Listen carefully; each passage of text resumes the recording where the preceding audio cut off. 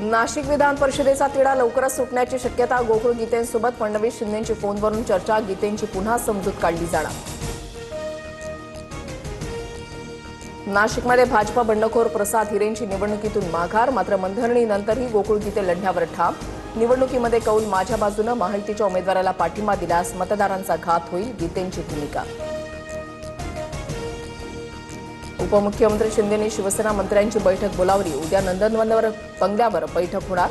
नाशकातील बंडखोरीवरून सेना मंत्र्यांमध्ये नाराजीच्या चर्चा.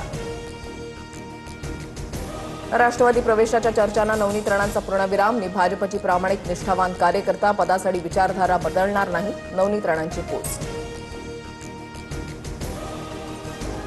आमदार संजय गायकवाडांना 100 कोटींची अब्रू नुकसानीची नोटीस. भाजपच्या विजयराज शिंदेंनी वकील असीम सरुदेंच्या मार्फत नोटीस पाठवली.